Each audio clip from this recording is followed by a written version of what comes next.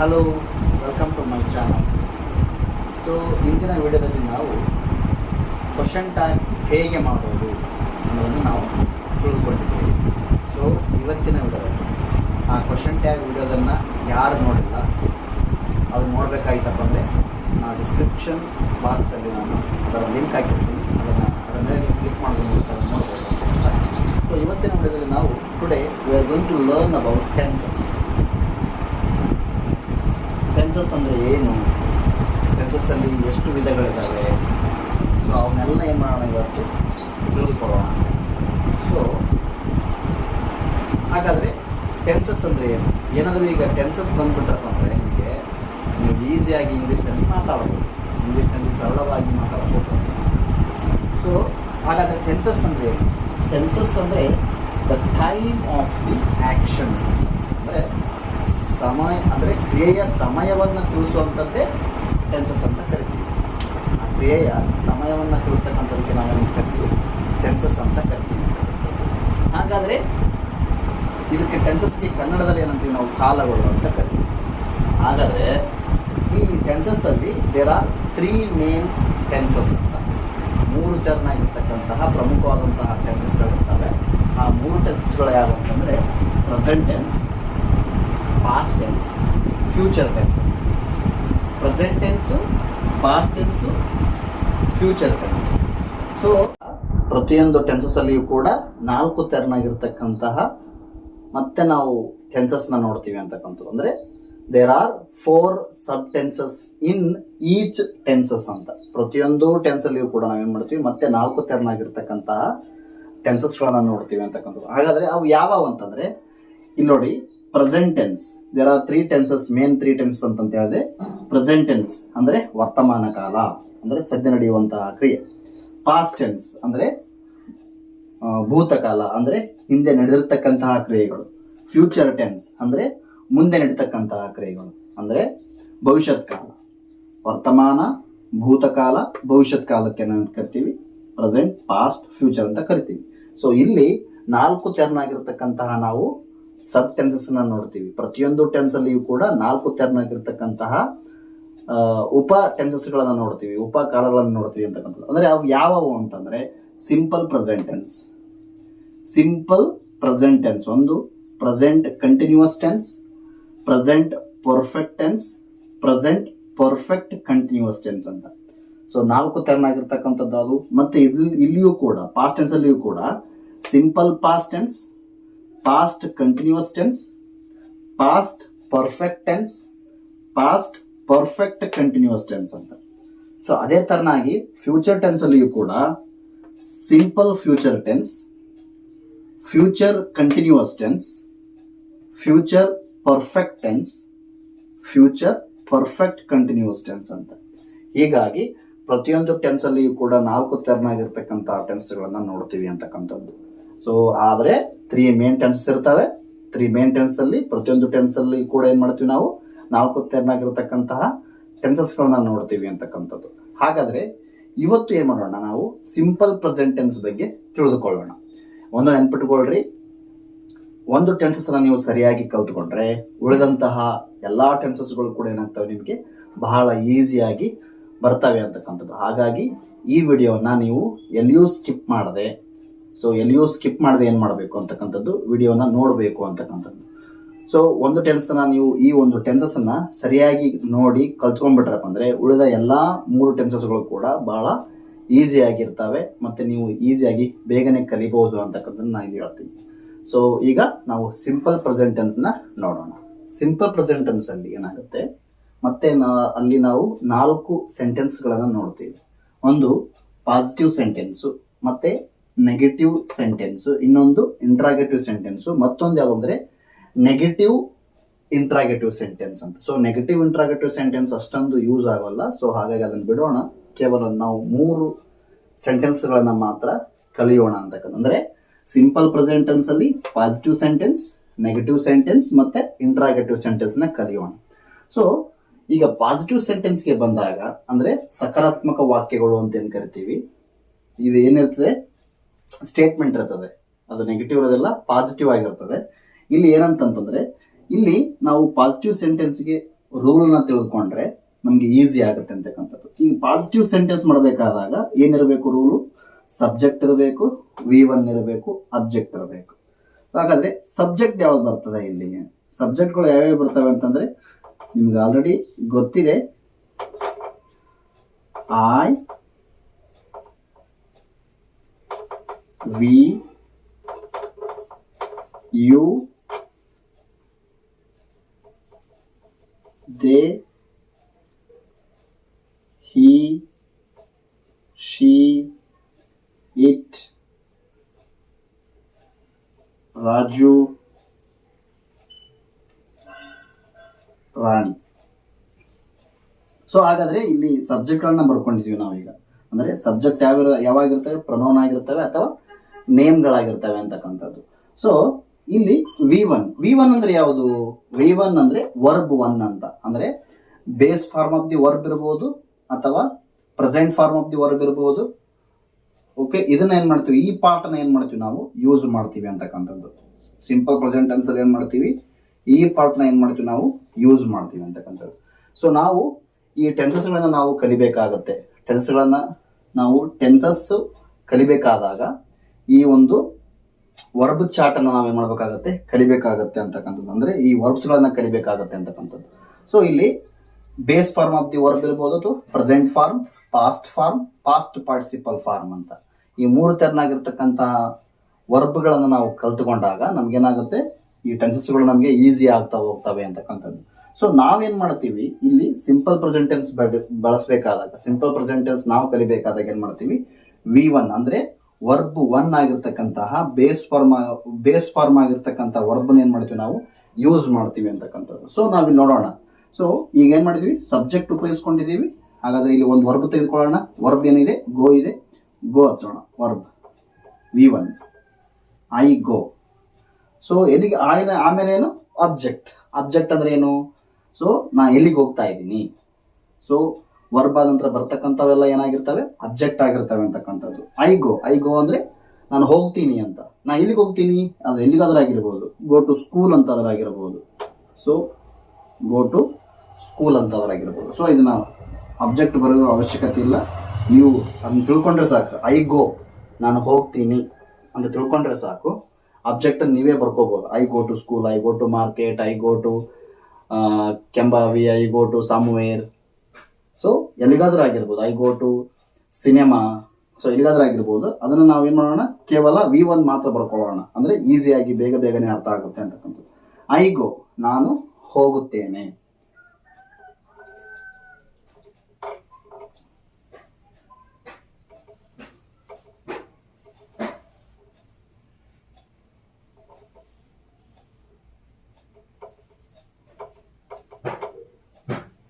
ನೋಡಿ ಇಲ್ಲಿ I go, we go, you go, they go. ಇಲ್ಲೆಲ್ಲವೂ ಕೂಡ ಐ ಬಂದಾಗೂ ಕೂಡ ನಾವು V1 ಬಳಸ್ತೀವಿ, ವಿ ಬಂದಾಗೂ ಕೂಡ V1 ಬಳಸ್ತೀವಿ, ಯು ಬಂದಾಗೂ ಕೂಡ ಗೋ ಬಳಸ್ತೀವಿ, ದೇ ಬಂದಾಗೂ ಕೂಡ ಗೋ ಬಳಸ್ತೀವಿ. ಸೊ ರೂಲ್ ಏನು? ಸಬ್ಜೆಕ್ಟ್ ಇರಬೇಕು, ಆಮೇಲೆ V1 ಇರಬೇಕು, ಆಮೇಲೆ ಅಬ್ಜೆಕ್ಟ್ ಇರಬೇಕು. ಅಂದ್ರೆ ವರ್ಬ್ ಮೇಲೆ ಏನಾಗಿರುತ್ತೆ? ಅಬ್ಜೆಕ್ಟ್ ಡಿಪೆಂಡ್ ಆಗಿರುತ್ತೆ ಅಂತಕ್ಕಂಥದ್ದು. ಸೊ ಐ ಗೋ, ನೀ ಎಲ್ಲಿಗೆ ಹೋಗ್ತೀಯಾ? ಶಾಲೆಗೆ ಹೋಗ್ತೀಯಾ? ಐ ಗೋ ಟು ಸ್ಕೂಲ್, ಅದು ಟು ಸ್ಕೂಲ್ ಏನಿದೆಯಲ್ಲ ಅದು ಅಬ್ಜೆಕ್ಟ್ ಆಗಿರುತ್ತೆ ಅಂತಕ್ಕಂಥದ್ದು. ಐ ಗೋ, ನಾನು ಹೋಗ್ತೀನಿ. ವಿ ಗೋ, ನಾವು ಹೋಗ್ತೀವಿ. ಯು ಗೋ, ನೀನು ಹೋಗ್ತೀಯ. ಯು ಗೋ, ನೀವು ಹೋಗ್ತೀರಿ. ಯು ಅಂತಕ್ಕಂಥದ್ದು ಎರಡು ಅರ್ಥವನ್ನ ಕೊಡುತ್ತೆ. ಒಂದು ನೀನು, ಇನ್ನೊಂದು ನೀವು ಅಂತಕ್ಕಂಥದ್ದು. ಅದು ಯು ಅಂತಕ್ಕಂಥದ್ದು ಸಿಂಗುಲರ್ ಆಗಿದ್ರೂ ಕೂಡ ಅಲ್ಲಿ V1 ಗೋ ಅಂತಾನೆ ಉಪಯೋಗಿಸ್ತೀವಿ. ಮತ್ತೆ ಅದು ಪ್ಲೂರಲ್ ಆಗಿದ್ರು ಕೂಡ ಗೋ ಅಂತಾನೆ ಉಪಯೋಗಿಸ್ತೀವಿ ಅಂತಕ್ಕಂಥದ್ದು. ಐ ಕೂಡ ಅಷ್ಟೇನೆ, ಅದು ಸಿಂಗುಲರ್ ಇದೆ ಆದ್ರೂ ಕೂಡ ಏನ್ ಮಾಡ್ತೀವಿ ನಾವು? V1 ಗೋ ಅಂತ ಉಪಯೋಗಿಸ್ತೀವಿ ಅಂತಕ್ಕಂಥದ್ದು. ದೇ, ಅವರು. ದೇ ಗೋ, ಅವರು ಹೋಗುತ್ತಾರೆ. ದೇ ಗೋ, ಅವು ಹೋಗುತ್ತವೆ. ಇಲ್ಲಿ ಥರ್ಡ್ ಪರ್ಸನ್ ಸಿಂಗುಲರ್ಸ್ಗಳು ಬಂದಾಗ ಅಂದ್ರೆ ಹಿ, ಶಿ, ಇಟ್, ರಾಜು, ರಾಣಿ ಅಂದ್ರೆ ಒಬ್ಬ ವ್ಯಕ್ತಿಯ ಹೆಸರು ಬಂದಾಗ ಅಥವಾ ಒಬ್ರು ಇದ್ದಾಗ ಏನ್ ಮಾಡ್ತೀವಿ ನಾವು? ಗೋಸ್ ಅಂತ ಉಪಯೋಗಿಸ್ತೇವೆ. ಅಂದ್ರೆ ಹಿ, ಶಿ, ಇಟ್, ರಾಜು. ರಾಜು ಅಂದ್ರೆ ಯಾರು? ಇಲ್ಲಿ ಹಿ ಸಂಬಂಧಪಟ್ಟಿದ್ದು. ರಾಣಿ ಅಂದ್ರೆ ಯಾರು? ಶಿಗೆ ಸಂಬಂಧಪಟ್ಟಿದ್ದು. ಈ ತರ ಒಬ್ಬ ವ್ಯಕ್ತಿಯ ಹೆಸರನ್ನ ಮುಂದೆನೂ ಕೂಡ ಏನ್ ಮಾಡ್ತೀವಿ ನಾವು? ವಿ ಒನ್ ಉಪಯೋಗಿಸ್ತೀವಿ, ಅದರಲ್ಲಿ ಏನು ಮಾಡ್ತೀವಿ, ವರ್ಬಿಗೆ ಎಸ್ ಅಥವಾ ಇ ಎಸ್ ಪ್ರತ್ಯಯವನ್ನು ಸೇರಿಸ್ತೀವಿ. ಈ ಎಸ್ ಮತ್ತು ಇ ಎಸ್ ಪ್ರತ್ಯಯವನ್ನು ಸೇರಿಸಿ ಏನು ಮಾಡಬೇಕಾಗತ್ತೆ, ನಾವಲ್ಲಿ ಅದನ್ನ ಗೋ ಒಂದು ವರ್ಬನ ಮುಂದೆ ಇಡಬೇಕಾಗತ್ತೆ ಅಂತಕ್ಕಂಥದ್ದು. He goes, she goes, it goes, Raju goes, Rani goes. He goes ಅಂದ್ರೆ ಅವನು ಹೋಗ್ತಾನೆ, ಶಿ ಗೋಸ್ ಅಂದ್ರೆ ಅವಳು ಹೋಗ್ತಾಳೆ, ಇಟ್ ಗೋಸ್ ಅಂದ್ರೆ ಅದು ಹೋಗ್ತದೆ, ರಾಜು ಗೋಸ್ ಅಂದ್ರೆ ರಾಜು ಹೋಗುತ್ತಾನೆ, ರಾಣಿ ಗೋಸ್ ಅಂದ್ರೆ ರಾಣಿ ಹೋಗುತ್ತಾಳೆ. ಒಂದು ನೆನ್ಪಿಟ್ಕೋಬೇಕು, ಏನಂತಂದ್ರೆ ಇಲ್ಲಿ ಐ ವಿ ಯು ದೇ ಬಂದಾಗ ಗೋ ಮಾತ್ರ ಬಳಸ್ತೀವಿ. ಹಿ ಶಿ ಇಟ್ ರಾಜು ರಾಣಿ ಒಬ್ಬ ವ್ಯಕ್ತಿ ಯಾವುದೇ ಒಂದು ಹೆಸರು ಬಂದಾಗ, ಒಂದು ಅಂದ್ರೆ ಒಬ್ಬ ವ್ಯಕ್ತಿಯ ಹೆಸರು ಬಂದಾಗ ಅವಾಗ ಏನ್ ಮಾಡ್ತೀವಿ, ನಾವು ಗೋಗೆ ನಾವು S E S I S ಪ್ರತ್ಯಯವನ್ನ ಸೇರಿಸ್ತೀವಿ ಅಂತಕ್ಕಂಥದ್ದು. ಸೊ ಇಲ್ಲಿ ಗೋ ಇದೆ, ಸೊ ಇಲ್ಲಿ ಲಾಸ್ಟಿಗೆ ಓ ಬಂದಕ್ಕೋಸ್ಕರ ಕೇವಲ ನಾವು ಏನ್ ಮಾಡ್ತೀವಿ, ಇ ಎಸ್ ಪ್ರತ್ಯಯವನ್ನ ಸೇರಿಸ್ತಾ ಇದೀವಿ. ಅದು ಒಂದು ಇದೆ, ರೂಲ್ ಇದೆ, ಯಾವ್ಯಾವ ಬಂದಾಗ ಎಸ್ ಪ್ರತ್ಯಯ ಹಚ್ಚಬೇಕು, ಮತ್ತೆ ಇ ಎಸ್ ಪ್ರತ್ಯಯ ಹಚ್ಚಬೇಕು, ಮತ್ತೆ ಐ ಎಸ್ ಪ್ರತ್ಯಯ ಹಚ್ಚಬೇಕಂತ ಅದನ್ನ ಹೇಳ್ತೀನಿ. ಸೊ ಇದನ್ನ ತಿಳ್ಕೊಂಡ್ರೆ ಸಾಕು ಅಂತಕ್ಕಂಥದ್ದು. ರೂಲ್ ಏನಿದೆ, ಸಿಂಪಲ್ ಪ್ರೆಸೆಂಟ್ ಟೆನ್ಸ್ ನ ಪಾಸಿಟಿವ್ ಸೆಂಟೆನ್ಸ್ ರೂಲ್ ಏನಿದೆ, ಸಬ್ಜೆಕ್ಟ್ ಇರಬೇಕು, ವಿ ಒನ್ ಇರಬೇಕು, ಅಬ್ಜೆಕ್ಟ್ ಇರಬೇಕು, ಅಥವಾ ಸಬ್ಜೆಕ್ಟ್ ಇರಬೇಕು, ವಿ ಒನ್ ಇರಬೇಕು. ಸಬ್ಜೆಕ್ಟ್ ವಿ ಒನ್ ಇದ್ರಪ್ಪ ಅಂದ್ರೆ ಅದೇನು ಸಿಂಪಲ್ ಪ್ರೆಸೆಂಟ್ ಟೆನ್ಸ್ ಅಂತ.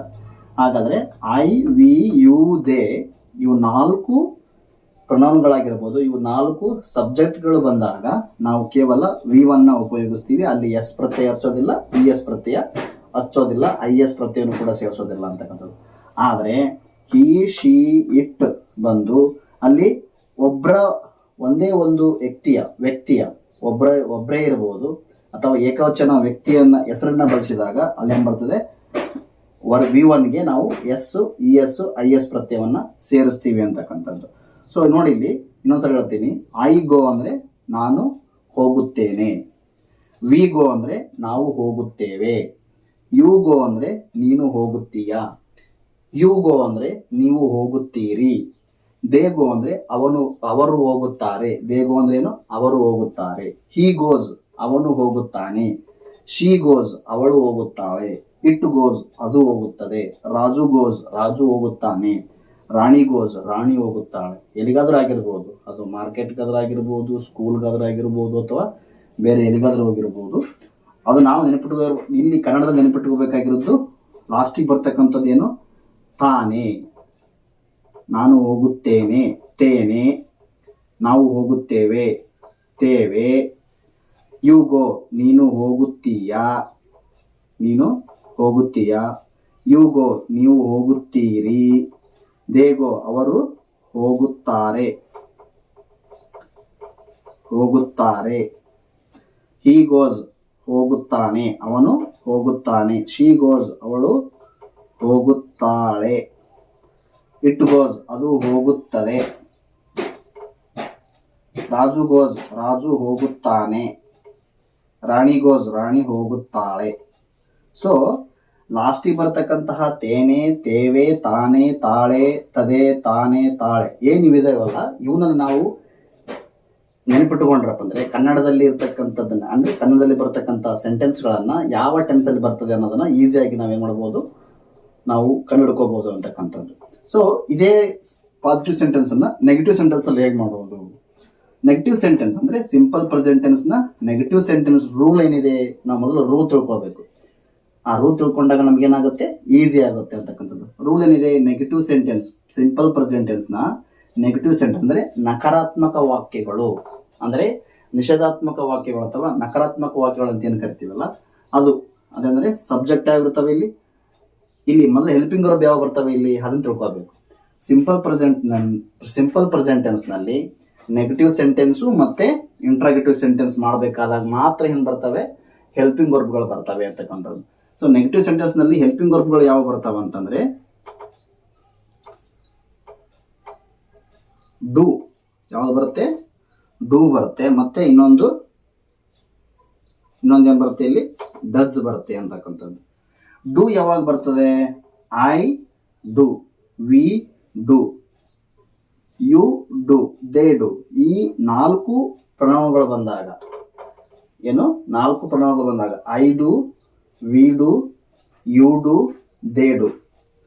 ಇಲ್ಲಿ ಈ 4 ಬರ್ದ್ಬಿಡ್ತೀನಿ. Subject I, we you they.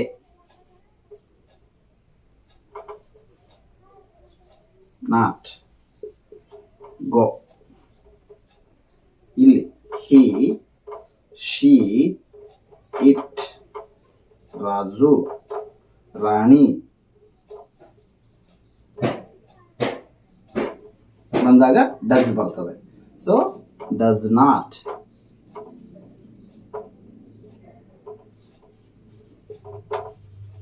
Does not go.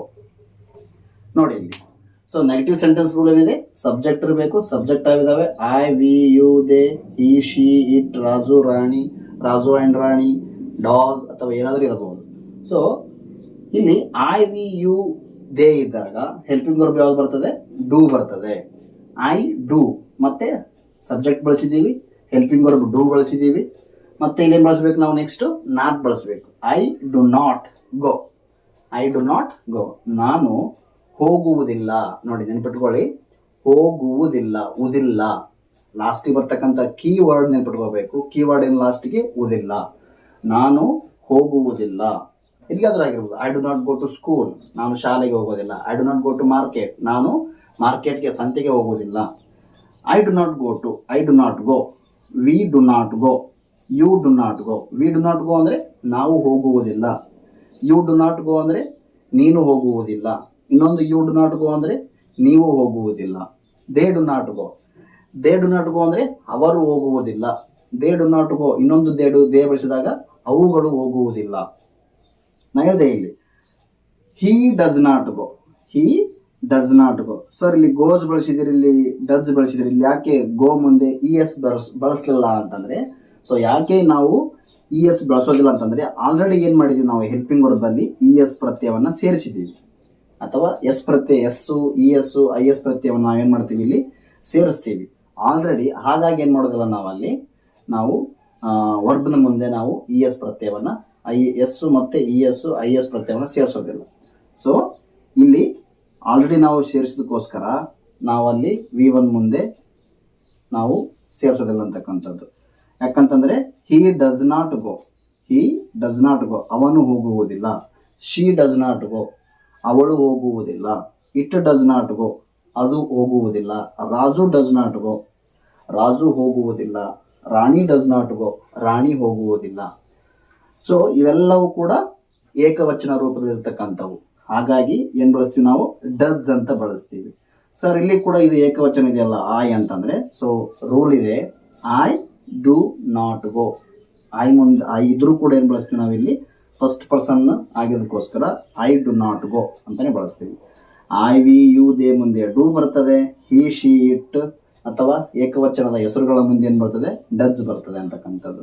So negative ಮಾಡಬೇಕಾದಾಗ ನಾಟ್ ಇರ್ತದೆ. ಸೊ ಹಾಗಾಗಿ I do not go, he does not ಗೋ, ಈ ಥರ ನಾವೇನು ಮಾಡ್ತೀವಿ? ಬಳಸ್ತೀವಿ ಅಂತಕ್ಕಂಥದ್ದು. ಸೊ ಅರ್ಥ ಆಯಿತು ಅಂತ ಅನ್ಕೋತೀನಿ. ನೆಕ್ಸ್ಟ್ ಇಂಟ್ರಾಗೇಟಿವ್ ಸೆಂಟೆನ್ಸ್ ಮಾಡಬೇಕಾದಾಗ ಸಿಂಪಲ್. ಇಲ್ಲಿ ಏನು ಮಾಡ್ತೀವಿ ನಾವು? ಇಂಟ್ರಾಗೇಟಿವ್ ಸೆಂಟೆನ್ಸ್, ನೆಗೆಟಿವ್ ಸೆಂಟೆನ್ಸ್ ಮಾಡಬೇಕಾದಾಗ ಸಬ್ಜೆಕ್ಟ್ ಆಗಿಂದ ಏನು ಮಾಡ್ತೀವಿ? ಹೆಲ್ಪಿಂಗ್ ವರ್ಬ್ ಬಳಸ್ತೀವಿ. ಇಲ್ಲಿ ಹಾಗಲ್ಲ. ಫಸ್ಟಿಗೆ ಏನು ಮಾಡ್ತೀವಿ ನಾವು? ಹೆಲ್ಪಿಂಗ್ ವರ್ಬ್ನ ಯೂಸ್ ಮಾಡ್ತೀವಿ ಅಂತಕ್ಕಂಥದ್ದು. ಫಸ್ಟಿಗೆ ಏನು ಮಾಡ್ತೀವಿ ನಾವಿಲ್ಲಿ? ಹೆಲ್ಪಿಂಗ್ ವರ್ಬ್ನ ಯೂಸ್ ಮಾಡ್ತೀವಿ. ಸೊ ಡೂ ಬಂದಾಗ ಹೇಳಿದ್ದೇನೆ, ಡೂ ಬಂದಾಗ ಹೆಲ್ಪಿಂಗ್ ವರ್ಬ್ ಯಾವ ಬರ್ತವೆ? ಇದು ಸಬ್ಜೆಕ್ಟ್ಗಳು ಯಾವ ಬರ್ತವೆ? I, we, you, they. So simple ಸಬ್ಜೆಕ್ಟ್ಗಳು ಯಾವ ಬರ್ತವೆ?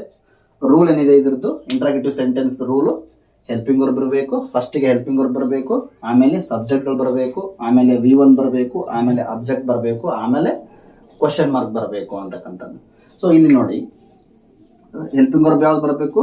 ಡೂ ಬರ್ತದೆ. ಡೂ ಬಂದರೆ ಯಾವ್ದು ಬರ್ತದೆ? ಐ ಬರ್ತದೆ, ವಿ ಬರ್ತದೆ, ಯು, ದೇ. ಇವು 4 ಸಬ್ಜೆಕ್ಟ್ಗಳು ಅಥವಾ ಪ್ರೊನೌನ್ಗಳು ಏನು ಮಾಡ್ತವೆ? ಡೂ ಬಂದರೆ ಬರ್ತದೆ ಅಂತಕ್ಕಂಥದ್ದು. ಸೊ ಇಲ್ಲಿ ತೆಗೆದುಕೊಂಡ್ರೆ ಈ ಥರ ತೆಗೆದುಕೊಂಡಾಗ do I, V one. So subject helping verb, subject V one. ನಾನು ಹೇಳಿದೆ ಸಿಂಪಲ್ ಪ್ರೆಸೆಂಟ್ ಟೆನ್ಸ್ ಅಲ್ಲಿ ಯಾವಾಗಲೂ ಕೂಡ ಏನು ಮಾಡ್ತೀವಿ ನಾವು? ವಿ ಒನ್ ವರ್ಬ್ನ ಉಪಯೋಗಿಸ್ತೀವಿ, ವರ್ಬ್ ಒನ್ನ ಉಪಯೋಗಿಸ್ತೀವಿ, ಅಥವಾ ಬೇಸ್ ಫಾರ್ಮ್ನ ಉಪಯೋಗಿಸ್ತೀವಿ ಅಂತಕ್ಕಂಥದ್ದು. So do I go, do I go, do I go, do I go to school, question mark. ನಾ ಇಲ್ಲಿ ಅಬ್ಜೆಕ್ಟ್ ಉಪಯೋಗಿಸಿಲ್ಲ, ಯಾಕಂದ್ರೆ ಇಲ್ಲಿ ಜಾಗ ಸಾಲ್ತಾ ಇಲ್ಲ, ಹಾಗಾಗಿ ನಾನು ಅಬ್ಜೆಕ್ಟ್ ಉಪಯೋಗಿಸಿಲ್ಲ. ನೀವು ಅಬ್ಜೆಕ್ಟ್ ಉಪಯೋಗಿಸ್ಬೋದು. Do I go to school? ನಾನು ಶಾಲೆಗೆ ಹೋಗ್ತೀನಾ? ನಾನು ಶಾಲೆಗೆ ಹೋಗುತ್ತೇನೆಯೇ? ನಾನು ಶಾಲೆಗೆ ಹೋಗುತ್ತೇನೆಯೇ. ಕೀವರ್ಡ್ ಏನು? ತೇನೆಯೇ. ಗೊತ್ತಾಯ್ತಾ? ಕೀವರ್ಡ್ ನಾನು ಶಾಲೆಗೆ ಹೋಗುತ್ತೇನೆಯೇ. ಡು ಐ ಗೋ? ನಾನು ಹೋಗುತ್ತೇನೆಯೇ. ಡು ವಿ ಗೋ? ನಾವು ಹೋಗುತ್ತೇವೆಯೇ. ಡು ಯು ಗೋ? ನೀನು ಹೋಗುತ್ತೀಯಾ. ಡು ಯು ಗೋ? ನೀವು ಹೋಗುತ್ತೀರಾ. Do they go? ಅವರು ಹೋಗುತ್ತಾರೆಯೇ. Next does. ಇನ್ನೊಂದು ಹೆಲ್ಪಿಂಗ್ ವರ್ಬ್ ಏನು ಉಪಯೋಗಿಸ್ತೀವಿ ನಾವು? ಡಸ್ ಉಪಯೋಗಿಸ್ತೀವಿ ಅಂತಕ್ಕಂಥದ್ದು. ಡಸ್ ಬಂದಾಗ ಯಾವ್ದು ಬರ್ತದೆ? ಡಸ್ ಬಂದಾಗ ಹಿ, ಶಿ, ಇಟ್, ರಾಜು, ರಾಣಿ ಮತ್ತೆ ಏಕವಚನದ ಹೆಸರುಗಳು. ಒಬ್ಬ ಅಂದರೆ ಏಕವಚನದ ಹೆಸರುಗಳು, ಒಬ್ಬರ ಹೆಸರುಗಳು ಮಾತ್ರ ಏನು ಮಾಡ್ತೀವಿ ನಾವಿಲ್ಲಿ ಉಪಯೋಗಿಸ್ತೀವಿ ಅಂತಕ್ಕಂಥ. Does he, she, does it, does Raju, does Rani.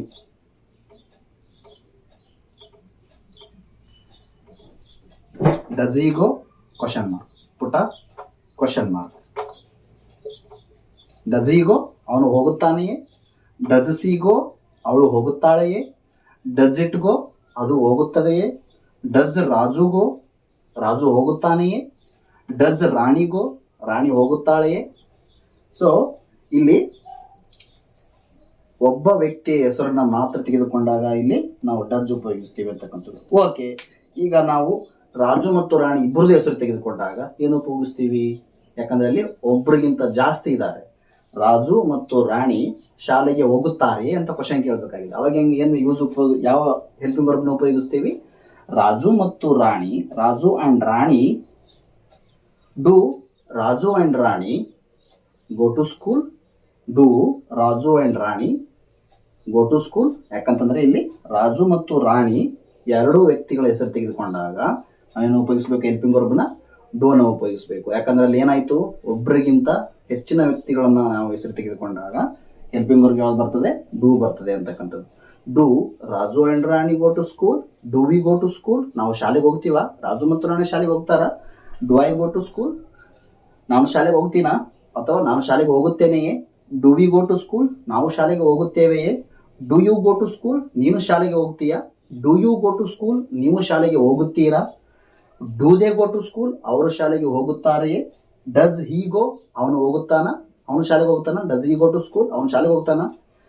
Does she go to school? ಅವಳು ಶಾಲೆಗೆ ಹೋಗುತ್ತಾಳೆಯೇ. Does it go to school? ಅದು ಶಾಲೆಗೆ ಹೋಗುತ್ತದೆಯೇ. Does Raju go to school? Raju ಶಾಲೆಗೆ ಹೋಗುತ್ತಾನೆಯೇ. Does Rani go to school? Rani ಶಾಲೆಗೆ ಹೋಗುತ್ತಾಳೆಯೇ. ಸೊ ಈ ತರ ನೀವು ಕಲ್ತ್ಕೊಂಡಾಗ, ರೂಲ್ ಕಲ್ತ್ಕೊಂಡಾಗ ನಿಮ್ಗೆ ಈಸಿ ಆಗುತ್ತೆ. ಮತ್ತೆ ನೀವೇನ್ ಮಾಡ್ಬೇಕಂತಂದ್ರೆ ಇದನ್ನ ಪದೇ ಹೇಳಬೇಕು. ಪದೇ ಅಂದ್ರೆ ನೀವು ಇದನ್ನ ಪ್ರಾಕ್ಟೀಸ್ ಮಾಡಬೇಕು. ಯಾವ ರೀತಿ ಪ್ರಾಕ್ಟೀಸ್ ಮಾಡಬೇಕು? ಐಗೋ ನಾನು ಹೋಗುತ್ತೇನೆ, ವಿಗೋ ನಾವು ಹೋಗುತ್ತೇವೆ, ಯುಗೋ ನೀನು ಹೋಗುತ್ತೀಯ, ಯುಗೋ ನೀವು ಹೋಗುತ್ತೀರಿ, ದೇಗೋ ಅವರು ಹೋಗುತ್ತಾರೆ, ಹೀ ಗೋಸ್ ಅವನು ಹೋಗುತ್ತಾನೆ, ಶಿ ಗೋಸ್ ಅವಳು ಹೋಗುತ್ತಾಳೆ, ಇಟ್ ಗೋಸ್ ಅದು ಹೋಗುತ್ತದೆ, ರಾಜು ಗೋಸ್ ರಾಜು ಹೋಗುತ್ತಾನೆ, ರಾಣಿ goes Rani ಹೋಗುತ್ತಾಳೆ, Raju and Rani go Raju ಮತ್ತು ರಾಣಿ ಹೋಗುತ್ತಾರೆ. ಮತ್ತೆ ಇಲ್ಲಿ ನೆಗೆಟಿವ್ ಬಂದಾಗ ಐ ಡು ನಾಟ್ ಗೋ ನಾನು ಹೋಗುವುದಿಲ್ಲ, ವಿ ಡು ನಾಟ್ ಗೋ ನಾವು ಹೋಗುವುದಿಲ್ಲ, ಯು ಡು ನಾಟ್ ಗೋ ನೀನು ಹೋಗುವುದಿಲ್ಲ, ಯು ಡು ನಾಟ್ ಗೋ ನೀನು ಹೋಗುವುದಿಲ್ಲ, ದೇ ಡು ನಾಟ್ ಗೋ ಅವರು ಹೋಗುವುದಿಲ್ಲ, ದೇ ಡು ನಾಟ್ ಗೋ ಅವರು ಹೋಗುವುದಿಲ್ಲ, ಹಿ ಡಸ್ ನಾಟ್ ಗೋ ಅವನು ಹೋಗುವುದಿಲ್ಲ, ಶಿ ಡಸ್ ನಾಟ್ ಗೋ ಅವಳು ಹೋಗುವುದಿಲ್ಲ, ಇಟ್ ಡಸ್ ನಾಟ್ ಗೋ ಅದು ಹೋಗುವುದಿಲ್ಲ, Raju does not go Raju ಹೋಗುವುದಿಲ್ಲ, Rani does not go Rani ಹೋಗುವುದಿಲ್ಲ, Rani and Raju do not go Raju ಮತ್ತು ರಾಣಿ ಹೋಗುವುದಿಲ್ಲ. ಇಲ್ಲಿ ಕ್ವಶನ್ ಬಂದಾಗ ಡು ಐ ಗೋ ನಾನು ಹೋಗುತ್ತೇನೆಯೇ, ಡು ವಿ ಗೋ ನಾವು ಹೋಗುತ್ತೇವೆಯೇ, ಡು ಯು ಗೋ ನೀನು ಹೋಗುತ್ತೀಯಾ, ಡು ಯು ಗೋ ನೀವು ಹೋಗುತ್ತೀರಾ, ಡು ದೇ ಗೋ ಅವರು ಹೋಗುತ್ತಾರೆಯೇ, ಡಸ್ ಹಿ ಗೋ ಅವನು ಹೋಗುತ್ತಾನೆಯೇ, ಡಸ್ ಶಿ ಗೋ ಅವಳು ಹೋಗುತ್ತಾಳೆಯೇ, ಡಸ್ ಇಟ್ ಗೋ ಅದು ಹೋಗುತ್ತದೆಯೇ, ಡಸ್ ರಾಜು ಗೋ ರಾಜು ಹೋಗುತ್ತಾನೆಯೇ, ಡಸ್ ರಾಣಿ ಗೋ ರಾಣಿ ಹೋಗುತ್ತಾಳೆಯೇ, do Raju and Rani go do Raju and Rani go Raju ಮತ್ತು ರಾಣಿ ಹೋಗುತ್ತಾರೆಯೇ. ಸೊ ಈ ಥರ ನಾವು ಪಟ ಅಂತ ಹೇಳುವಂಥದ್ದನ್ನು ಕಲ್ತ್ಕೊಂಡಾಗ ಬೇಗ ಬೇಗನೆ ಹೇಳುವಂತಹ ಪ್ರಾಕ್ಟೀಸ್ನ ಮಾಡಿದಾಗ, ಅದನ್ನು ಕಲಿತುಕೊಂಡಾಗ ಏನಾಗುತ್ತೆ, ಇಂಗ್ಲೀಷು ಈಸಿ ಆಗುತ್ತೆ, ಸಿಂಪಲ್ ಪ್ರೆಸೆಂಟ್ ಟೆನ್ಸ್ ತಕ್ಷಣದಲ್ಲಿ ಬರುತ್ತೆ ಅಂತಕ್ಕಂಥದ್ದು. I hope that you know all simple present tense rule. And simple present ಟೆನ್ಸ್ನಲ್ಲಿ ಇನ್ನೊಂದ್ಸಲ ಹೇಳ್ತೀನಿ, ಸಿಂಪಲ್ ಪ್ರೆಸೆಂಟ್ ಟೆನ್ಸ್ನಲ್ಲಿ ಪಾಸಿಟಿವ್ ಸೆಂಟೆನ್ಸ್ ಇರ್ತದೆ, ನೆಗೆಟಿವ್ ಸೆಂಟೆನ್ಸ್ ಇರ್ತದೆ ಮತ್ತು ಇಂಟ್ರಾಗೇಟಿವ್ ಸೆಂಟೆನ್ಸ್ ಇರ್ತದೆ. ಪಾಸಿಟಿವ್ ಸೆಂಟೆನ್ಸ್ ಅಂತ ಬಂದಾಗ ರೂಲ್ ಏನಿರ್ತದೆ, ಸಬ್ಜೆಕ್ಟು ಮತ್ತು V1 ಅಥವಾ ವರ್ಬ್ 1, ಹಾಗಂದ್ರೆ base form of the verb ಆಗಿರ್ಬೋದು ಅಥವಾ present form of the verb ಆಗಿರ್ಬೋದು. ಫಸ್ಟ್ ಚಾರ್ಟಲ್ಲಿ ಏನಿರ್ತದಲ್ಲ ಅದು ವರ್ಬ್ನ ಉಪಯೋಗಿಸ್ತೀವಿ. ಸಬ್ಜೆಕ್ಟ್ V1 ಮತ್ತು ಅಬ್ಜೆಕ್ಟ್ ಇರ್ತದೆ. ಇಲ್ಲಿ ನೆಗೆಟಿವ್ ಸೆಂಟೆನ್ಸ್ ಮಾಡಬೇಕಾದಾಗ ಸಿಂಪಲ್ ಪ್ರೆಸೆಂಟ್ ಟೆನ್ಸ್ನ ನೆಗೆಟಿವ್ ಸೆಂಟೆನ್ಸ್ ಮಾಡಬೇಕಾದಾಗ ಸಬ್ಜೆಕ್ಟ್ ಇರ್ತದೆ, ಹೆಲ್ಪಿಂಗ್ ವರ್ಬ್ ಇರ್ತದೆ, ನಾಟ್ ಇರ್ತದೆ, ಮತ್ತೆ V1 ಇರ್ತದೆ, ಮತ್ತೆ ಅಬ್ಜೆಕ್ಟ್ ಇರ್ತದೆ ಅಂತಕ್ಕಂಥದ್ದು. ಹೆಲ್ಪಿಂಗ್ ವರ್ಬ್ ಯಾವ ಬರ್ತವೆ ಇಲ್ಲಿ ಸಿಂಪಲ್ ಪ್ರೆಸೆಂಟ್ ಟೆನ್ಸ್ನಲ್ಲಿ ಅಂತಂದರೆ ಡೂ ಬರ್ತದೆ ಮತ್ತು ಡಸ್ ಬರ್ತದೆ ಅಂತಕ್ಕಂಥದ್ದು. ಡೂ ಯಾವುದ್ರ ಮುಂದೆ ಉಪಯೋಗಿಸ್ತೀವಿ ಅಂತಂದರೆ ಐ, ವಿ, ಯು, ದೇ, ಅದಕ್ಕೂ ಮುಂದೆ ಮಾತ್ರ ನಾವು ಡೂನ ಉಪಯೋಗಿಸ್ತೀವಿ. ಡಸ್ ಯಾವಾಗ ಉಪಯೋಗಿಸ್ತೀವಿ ಅಂತಂದರೆ ಹಿ, ಶಿ, ಇಟ್, ಮತ್ತು ರಾಜು ಮತ್ತು ರಾಣಿ, ಒಬ್ಬೊಬ್ಬರ ಹೆಸರು ತೆಗೆದುಕೊಂಡಾಗ ಕೂಡ ಏನು ಮಾಡ್ತೀವಿ ನಾವು ಡಸ್ನ ಉಪಯೋಗಿಸ್ತೀವಿ ಅಂತಕ್ಕಂಥದ್ದು. ಮತ್ತು ಅದ್ರ ಮುಂದೆ ಡೂ ಅಂತ ಉಪಯೋಗಿಸಿದಾಗ I do not, he does not, ಆ ಥರ ಉಪಯೋಗಿಸ್ತೀವಿ. ಮತ್ತು ಇಲ್ಲಿ ಇಂಟ್ರಾಗೇಟಿವ್ ಸೆಂಟೆನ್ಸ್ ಅಂತ ಬಂದಾಗ ನಾವೇನು ಮಾಡ್ತೀವಿ, ಹೆಲ್ಪಿಂಗ್ ವರ್ಬ್ನ ಫಸ್ಟ್ ಇಟ್ಬಿಡ್ತೀವಿ. ಇಲ್ಲಿ ನೆಗೆಟಿವ್ ಸೆಂಟೆನ್ಸ್ನಲ್ಲಿ ಸಬ್ಜೆಕ್ಟ್ ಆದ ನಂತರ ನಾವೇನು ಮಾಡ್ತಿದ್ದೀವಿ, ಹೆಲ್ಪಿಂಗ್ ವರ್ಬ್ನ ಉಪಯೋಗಿಸ್ತೀವಿ. ಆದರೆ ಇಂಟ್ರಾಗೇಟಿವ್ ಸೆಂಟೆನ್ಸ್ನಲ್ಲಿ ಏನು ಮಾಡ್ತೀವಿ, ಫಸ್ಟಿಗೆ ಹೆಲ್ಪಿಂಗ್ ವರ್ಬ್ ಇಟ್ಟು ಆನಂತರ ಏನು ಮಾಡ್ತೀವಿ ನಾವು ಸಬ್ಜೆಕ್ಟನ್ನು ಉಪಯೋಗಿಸ್ತೀವಿ ಅಂತಕ್ಕಂಥದ್ದು. ಈ ರೂಲ್ಸ್ನ ನೀವು ಕರೆಕ್ಟಾಗಿ ತಿಳ್ಕೊಂಡ್ಬಿಟ್ರೆ ನಿಮಗೆ ಸಿಂಪಲ್ ಪ್ರೆಸೆಂಟ್ ಟೆನ್ಸ್ ಈಸಿ ಆಗಿಬಿಡ್ತದೆ. ಸಿಂಪಲ್ ಪ್ರೆಸೆಂಟ್ ಟೆನ್ಸ್ ಬಂದರೆ ಪ್ರೆಸೆಂಟ್ ಕಂಟಿನ್ಯೂಸ್ ಕೂಡ ಈಸಿ ಆಗ್ತದೆ. ಪ್ರೆಸೆಂಟ್ ಕಂಟಿನ್ಯೂಸ್ ಬಂದರೆ ಎಲ್ಲ ಟೆನ್ಸಸ್ಗಳು ಕೂಡ ಏನಾಗ್ತವೆ, ನಿಮಗೆ ಈಸಿ ಆಗ್ತವೆ ಅಂತಕ್ಕಂಥದ್ದು. ಈ ವಿಡಿಯೋ ನಿಮಗೆ ಲೈಕ್ ಆಗಿದೆ ಅಂತ ಅನ್ಕೋತೀನಿ. ಈ ವಿಡಿಯೋ ನಿಮಗೆ ಇಷ್ಟವಾದ್ರಪ್ಪ ಅಂದರೆ ನಮಗೆ ಲೈಕ್ ಮಾಡಿ, ಶೇರ್ ಮಾಡಿ, ಹಾಗೆ ಯಾರು ಹೊಸಬರಾಗಿದ್ದಾರೆ ನಮ್ಮ ಚಾನಲ್ಗೆ ಸಬ್ಸ್ಕ್ರೈಬ್ ಆಗಿ ಬೆಲ್ ಬಟನ್ ಮೇಲೆ ಕ್ಲಿಕ್ ಮಾಡೋದ್ರ ಮೂಲಕ ನಮ್ಮ ಚಾನಲ್ನ ಇನ್ನೂ ಕೂಡ ಬೇರೆದವರಿಗೆ ಶೇರ್ ಮಾಡಿ ಅಂತ ಹೇಳ್ತಾ ಈ ವಿಡಿಯೋ ನೋಡಿರ್ತಕ್ಕಂಥ ಎಲ್ಲರಿಗೂ ಕೂಡ ಧನ್ಯವಾದಗಳು. Thank you.